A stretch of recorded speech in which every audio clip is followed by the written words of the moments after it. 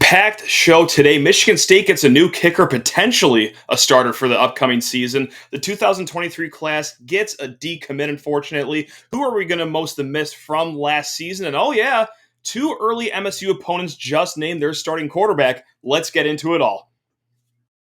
Are Locked On Spartans, your daily podcast on the Michigan State Spartans, part of the Locked On Podcast Network, your team every day.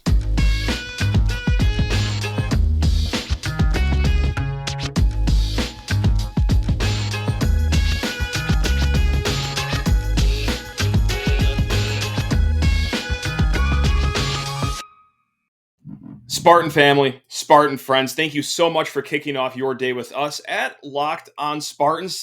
You guys are just quite simply the best. Cannot get enough of your support and your energy too, as we are now 9 days away from kickoff. If you're listening on Wednesday, yes, hey, on YouTube, we drop these episodes a night early. So if it's still Tuesday night, okay, I'll pump the brakes. It's still only 10 days till kickoff. But nonetheless, we're coming in white hot to kickoff. And yeah, we got so much to talk about. Just like I said, we might have just added a starter to this Michigan State team with less than 2 weeks until kickoff through the transfer portal. How exciting is that? But before we get to any of that, hey, just want to politely ask you to rate, review, and subscribe to this here podcast or YouTube channel. And if you are watching on YouTube, comment below. Any questions, comments, what you are liking about the show. If you have a crazy hot take about what's going to happen this season, drop that in the comments below. Or, hey, lockedonspartans@gmail.com is still the email address to find us at. So let her rip. Send all your questions, your segment ideas, complaints, comments, great tailgating recipes.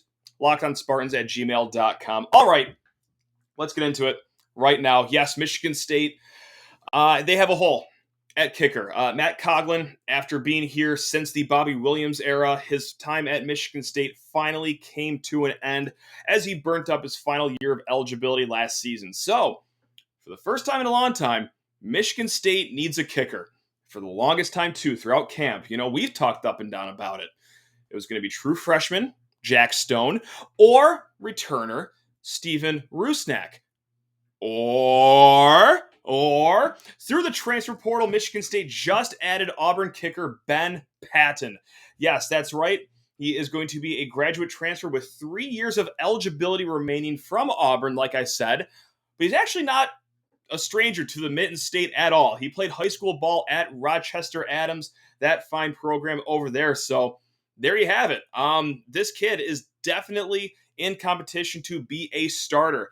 Of course, Mel Tucker talked recently in camp that, yeah, he doesn't hate what he's seen out of the kicking group. It's just that no one has really pulled ahead and made themselves the front runner in the competition. What better thing to do than just to bring in a third guy? Because, look, I think there's not a lot of positions that you could do this at, right? Bring in a kid to the team 11 days in advance. Hey, that's going to be weird with the chemistry in the position group. Okay, and then you got to learn the playbook, the schemes, yada, yada, yada. For all the other position groups out there, kicking, pretty straightforward. Hey, you see that guy? He's going to hold the ball right there. You see those uprights over there? Put the ball through those things, and that's just probably how you kick. So, yeah, kicking is a position where you could just plug in and play just like that. So let's get to know a little bit more about Ben Patton, shall we? At Auburn, he was the backup kicker, but the starter, Anders Carlson, sustained an ACL injury. So Ben Patton was thrusted into that starting position for the tail end of the season, and he went 5 of 6 from field goals. He didn't miss an extra point, but yes, from field goals, he was 5 of 6, including, now this is a big one, drilling a 49-yarder right down Main Street in the Iron Bowl in overtime. So, of course, kicking, half physical, half mental.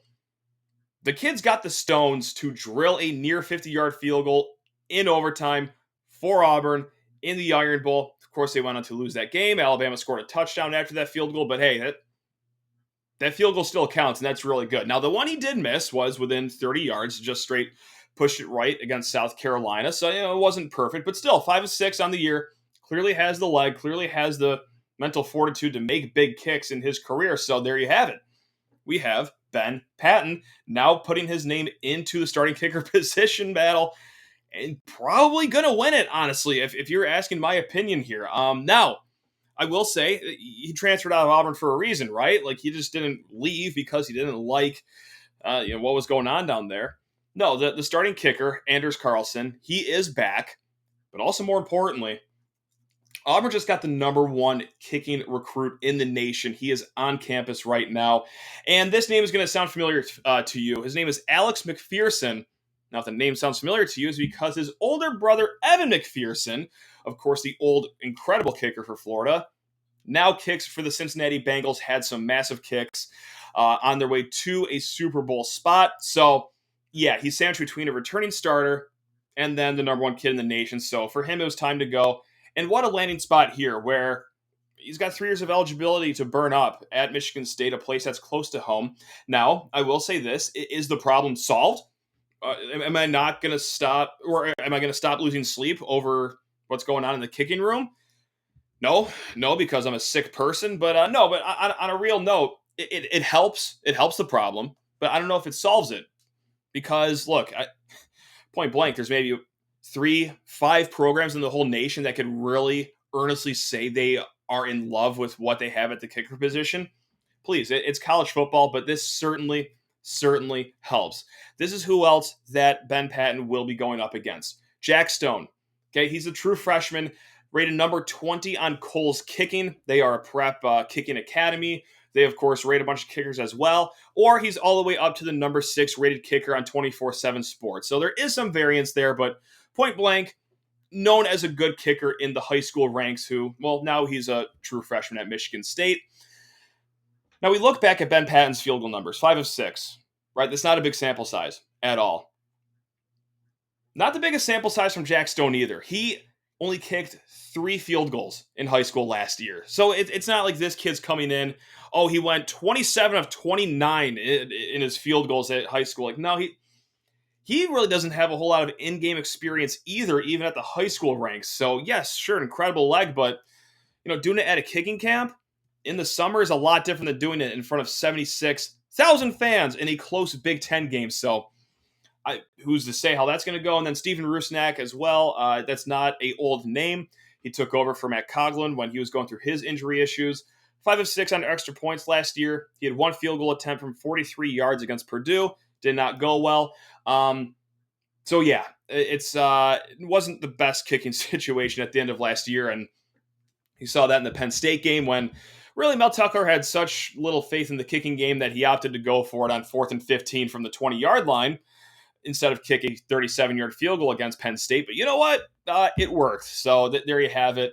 This helps ease tensions, though, a little bit, and we're no stranger to close games in college football. Hardly any programs are. Now, let's talk about why the kicking position is so important and why we're burning up a whole first segment talking about kicking, a position not a lot of people really give enough respect to, in my opinion. So last year, Michigan State, our football Spartans, had 4 games settled by 5 points or less. They won all 4 of those games. They went 4-0. 2019, I'm just going to skip the COVID year. There was no real close games there. 2019, the team had 3 games settled by 3 points or less, and they went 1-2. 2018, they had 5 games settled by 4 points or less. They went 2-3 in those 5 games. And then 2017, just 2 games settled by 3 points, but you go 2-0.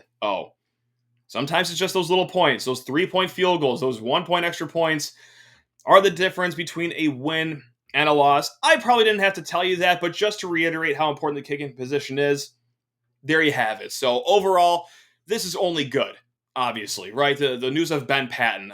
Because, hey, also too, just like we talked about Jack Stone, depending on what recruiting site you look at, top-rated kicker. The sites have him very highly regarded, but we especially as Michigan State fans know that a top-rated high school kicker is hardly a guarantee.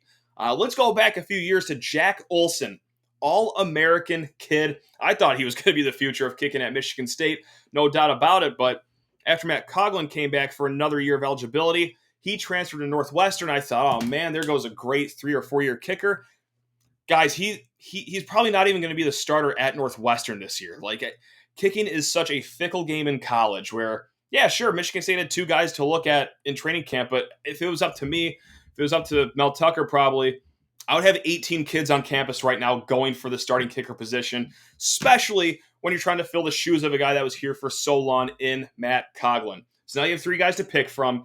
Yeah, okay, we're less than 2 weeks, but again, it's a kicker.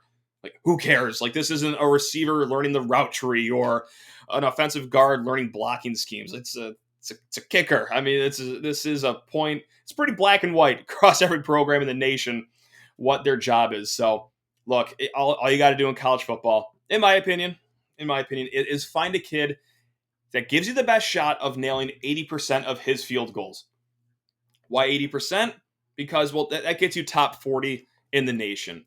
Matt Coughlin, for his career, he was 73%. That was right on the cusp of average right there. And it was a solid kicker. Obviously, he also leads, the whole program in scoring, but if you could find a kid to get you field goals at an 80% or higher clip, that's fine. And I think having 3 guys vie for that role is a fantastic way to do that. So on the other end of this break, we will be getting into a decommit for the 2023 class. We will also answer a question on who we will miss the most next year. And guys, we got a whole lot to talk to. But first, I just have to talk your ear off about something very important, especially with tailgating season right around the corner. Especially, hey, let's say you're going to a bar this weekend to catch some Week 0 games. Simply put, drive sober or get pulled over. Hey, let's say you're hanging out with some friends and putting back a few drinks. I know I will in a few weeks, but you got to have a plan because a few becomes too many. And as the evening comes to an end and people start to head out, you think of calling for a ride, but nah, you live nearby. You can make it home okay. It's no big deal. You take the same highway to and from Michigan State every Saturday. How hard can it be? And what are the odds you get pulled over anyway, right? And even so, what's the worst that can happen? Your insurance goes up. You lose your license. Oh, you just lose your job. You total your car. Or, well, you also kill someone too. Everyone knows the risk about drunk driving. The results are tragic and often, way too often, deadly. However, that still doesn't stop everyone from getting behind the wheel while under the influence. And that is why police officers are out there right now looking for impaired drivers on our roads to save lives. So, if you think that you're okay after having a few drinks, please think again. Play it safe, plan ahead, get a ride. It only takes one mistake to change not just your life, but someone else's life forever. Drive sober, or get pulled over. And before getting back to some Michigan State football talk, thanks again for making Locked On Spartans your first listen every single day. And folks, the ultimate college football preview is here. A 7-episode preview with college experts, local team experts, the Odyssey College Football Insiders. It's everything you need to be ready for the upcoming college football season in one spot. Search for the ultimate college football preview on your Odyssey app, YouTube, or wherever you get your podcasts. All right. Well, hey, yesterday's episode was a lot of fun. While talking about recruiting, you get 4-star Jalen Thompson out of Cass Tech. And then Tuesday night, Demetrius Bell, the wide receiver commit, or, ex-commit, decommits from the 2023 class. So, hey, that's recruiting. Ebbs and flows, ups and downs, and right now we're talking about one of the downs really quickly right now. Demetrius Bell, 4-star athlete per 24/7 Sports. And listen, I'm not going to lie to you and be disingenuous and say, oh, yeah, we lost him, but please, not that big of a loss. Like, no, I was pretty high in this kid. Even though he was rated like a 4-star, kind of like a middling 4-star right there. Not a high 4-star, not a low 4-star, right in the middle. I thought he was underrated. I loved his first step. I loved his route running ability, his ability to high point the football. I thought he was great at all of that. So yes, I am bummed about this. No doubt about it. And it does kind of sting too, because this is one of Michigan State's only visitors in the wide receiver group on campus during the offseason. Paul Billups, 3-star receiver. He was the only other receiver to visit campus in June. But yeah, Demetrius Bell, so long. Good luck wherever you go. He is not in the 2023 class anymore. And this kind of goes hand in hand with what Mel Tucker just talked about at his latest press conference when asked about recruiting and how he feels about his class. And he went on to say, yeah, we got commits. It's great, but what does the word commit really mean? I mean, this isn't what he said verbatim. I'm kind of spitballing here, but this is the essence of what he said, is that they still have to recruit every single day. even if a kid already tweeted out that he's committed to Michigan State. Like, he's still having conversations with kids that are saying, yeah, coach, I committed, but I'm still open to a lot of other offers. And, this is another example of that. Already saw it earlier this cycle with Jalen Braxton, the cornerback that committed to Michigan State. And by the time any of us even got to know his name, already decommitted. So that's just the world of recruiting in this day and age with NIL and everything like that, especially when you're going up for high-end prospects, because Demetrius Bell did get an Alabama offer very quickly after he committed to Michigan State. Now, is that to say he's going to be going to the Crimson Tide? Like, no, but it's more so to say that every program is kind of after this kid, because I think a lot of people saw that even as a 4-star, he's a little underrated. So there you have it. Michigan State's class for 2023 sitting at 13 kids. 10 of them are 4-stars, which is still incredible. So you still feel okay about the 2023 class. Wide receiver is a position that you could always swim in the portal for, but also you're feeling okay about Michigan State's receiver room, even for the future. You have Jeremy Bernard, Antonio Gates Jr. Even in 2024, you have Nick Marsh, but as we just learned, this could always change too, unless that ink dries on their national letter of intent. So there you have it. Just had to shine the light on Demetrius Bell's decommitment right there. That's no fun, but let's get to a fun-ish question. It's a good question. And this was sent to me at Sheehan_sports on Twitter. Also, comment below on YouTube if you have any questions, or lockedonspartans@gmail.com is also a great place to find us. But this came from Cygnus, and he said, may I suggest a topic? Rank the Spartans, beside K9, that we will miss the most this season. I might suggest, in order, Coughlin, Hayward, Jarvis, Naylor, Panashuk. There are so many good answers to this question. So while I might not agree with that order, I'm not going to rip anyone apart for thinking that. I mean, this is a very subjective question, but let's just get into it right now. Here are my top 6 guys that Michigan State will miss for the entire season. Number 1, K9. All right. I know the question said beside K9, but I just wanted to reiterate that, yeah, we're going to miss Kenneth Walker. No doubt about that. So number 2, and this was a question posed a while ago, is what one player are we going to miss? Besides K9, of course. And my answer is what I have for number 2. I haven't changed my answer since, and that's A.J. Arcuri. He is the former offensive tackle who got actually picked in the 7th round of the NFL draft. But what he would have provided this year is a security blanket at tackle. Like, okay, you start Arcuri at the right tackle position, start Jared Horse at left tackle. Let's say Jared Horse goes down like he did last year. Okay, A.J. Arcuri can slide right there. Spencer Brown step right up to right tackle. Or, let's say, okay, we do lose a right tackle. A.J. Arcuri goes down like that. You still have depth with Spencer Brown right there. So that's strictly a depth play right there. And speaking of depth on the offensive line, my number 3 guy who I think Michigan State will miss the most this season is Kevin Jarvis, because he did everything. He played center. He played left guard. He played right guard. He could play offensive tackle. He could probably change your oil in less than 30 minutes. He can probably cook you a great 5-course meal. This kid did it all when he was at Michigan State. And, well, that's why he got 39 starts of experience under his belt. So, yes, I thought the world of Kevin Jarvis. I thought he was a really solid player for Michigan State, but also that Swiss Army knife that you could just plug in and play anywhere on the line. And if you've heard any episode the last few weeks, or episodes from a lot of other podcasters or columnists, or anyone that talks about Michigan State football, you do know that offensive line depth is going to be a concern this year. So missing a guy like Jarvis, that's why I have him number 3.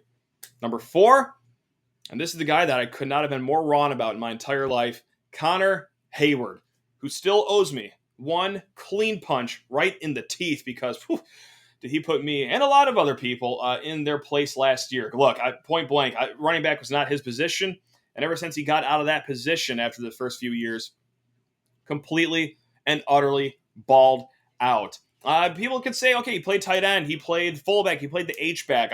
Simply put, he just played the Connor Hayward position, and he did it so well. He's a weapon that was very hard to find, for especially how he played it. He had the build of the H-back and the fullback, but he caught the ball like the most reliable slot receiver that you'll ever find too. So yes, we are going to miss him a ton next year. Number 5, I cheated. I just went with Jacob Panashuk / Drew Beasley, both defensive ends from last year. Of course, I'm feeling okay about the defensive line and more specifically defensive ends going into this year with Florida transfer Chris Bogle, returner Jeff Petrowski, and also, well, the wonderful coaching of Brandon Jordan, Marco Coleman, Kevin Vickerson. So, yes, both of those defensive ends we will still miss because they were solid last year, I thought. And then number 6 is Jalen Naylor, which is a really odd place to put a guy that was just drafted to the Minnesota Vikings at, that he's only 6 on my list and not higher. But that's not so much that I didn't like Jalen Naylor. I loved him. I thought he was awesome. But I really, really think this wide receiver room is awesome. And I don't think the drop-off from Jalen Naylor to where we're going to be this year with whether it be Keon Coleman, Montorie Foster, even Jeremy Bernard, I don't think it's that steep of a drop-off. So that's why I have him at 6. He's still going to miss him a little bit. Still had some great moments at Michigan State, but this wide receiver room is something special, no doubt about that. For honorable mentions, I did write down Quavaris Crouch, just because that play against Michigan where he leveled the punter all the way to the 35th row of Section 7 will always live rent-free in my head, but he also is not my top 6 because he may have ad-libbed a few too many times out there on the field, and when you're a linebacker, you really want to do what the coaches tell you. So hopefully that happens this year. Also, Matt Coughlin, got to give him the honorable mention, especially if kicking starts to go to the wayside early on. And then another honorable mention is the trio of Blake Buter, Matt Allen, Luke Campbell, all those interior guys. Luke Campbell, a little bit offensive tackle too. But between those 3 guys, 129 games of experience have left the program. So yes, I know they weren't all Big Ten guys, but still, that's a lot of experience and bodies that you are missing from last year. So that's a great question. Thank you so much again. LockedOnSpartans@gmail.com, Sheehan_sports, or hey, YouTube, comment below. Really quick, guys, got to pay a quick bill. So we're just going to pause for a hot second here just so we can sneak that in right now. All righty, let's go from Locked On Spartans to Locked On Broncos and Locked On Huskies because both upcoming opponents for Michigan State just named their starting quarterbacks on this Tuesday. Now, of course, we're going to start with the Western quarterback because that's the first game coming up next Friday. And Brandon Marcello of 24/7 Sports reported that Jack Solopek has emerged as the starting quarterback at Western Michigan. He played in 2 games in reserve of starter Caleb Ely in 2021 and threw 5 passes. And if you think I'm going to break down his 5 passes, congratulations, you are correct. Let's take a look at what Jake Solopek, I'm assuming I'm saying that name right, did. Gotta say, pretty good against his only legitimate competition last year against Pitt, who Western Michigan beat last year. Let's not forget about that. Way to go, Pat Narduzzi. Good on you. He went 3 for 3. Mr. Solopek went 3 for 3 in his first college football action against Pitt last year. 3 pass plays in a row, 20 total yards, but turnover on downs to end that drive, so it didn't amount to a field goal or touchdown or anything. But yeah, 3 for 3 there. That's good. And then, well, what happened the other 2 passes? About a month later against Ball State, he got to throw the ball twice, both incomplete in a loss to Ball State. So there you have it. That's all I can give you right there. 5 passes, 6'3" kid, lowly rated 3-star kid when he came out in 2020. I guess I could crunch some high school film of his for the future. And believe me, we will be getting a lot more into Western Michigan next week. We're actually going to be speaking with the editor-in-chief of Western Michigan Student Newspaper next week to break down the game. But yeah, that's your quick quarterback synopsis right there for the Broncos. And buckle up here for a very familiar name. Out of Seattle, Washington, news broke that Michael Penix Jr. is the starting quarterback for the Huskies heading into the next season. Michigan State plays them on the road in week 3. I'm sure you know, but and I'm sure you know this as well. Penix is a old Indiana quarterback. He hit the transfer portal, and he is hooked up again with Kalen DeBoer, who is now the head coach at Washington. Now, why do they know each other? Well, Kalen DeBoer was his offensive coordinator and quarterbacks coach in 2019. That was Michael Penix's best season at Indiana because, look, last year is actually not that good. And sadly, that's the sad thing that what I'm about to bring up is that the last 3 years, Michael Penix ended his season with season-ending injuries, right? So he is injury prone, to say the least. And last year was not a good season because, unfortunately, they played in 5 games. But in those 5 games, just 4 touchdowns, 7 interceptions, and a 53% completion percentage. So not too great there. Of course, Michael Penix did not play in that game against Michigan State last year. They had to go to their backup quarterbacks, but he does have experience against our Spartans. Back in 2020, he went 25 of 38, 320 yards, 2 TDs, 2 interceptions in the loss against Michigan State. And then in 2019, he actually lit us up pretty good. 33 of 42, I think it was 328 yards and 3 touchdowns. But our Spartans still got that win, luckily. So look, again, he's a starting quarterback if he's healthy because he's got leg issues. He's had a shoulder issue, but hey, it's only 3 weeks he's got to live. And he's back with a coach he is very, very familiar with in Kalen DeBoer over there. So there you have it. And you know what? Why not just for the road talk about bowl projections, right? We got time. We got time to kill. We are within 10 days of kickoff here, and it's always fun to look at these way too early bowl projections. It's the same reason I look at bracketology in the dead of August, for no good reason other than the fact that I'm a sick fan, and I like to get anxious and riled up about stuff when it's totally unnecessary. So let's just do that right now with some bowl projections.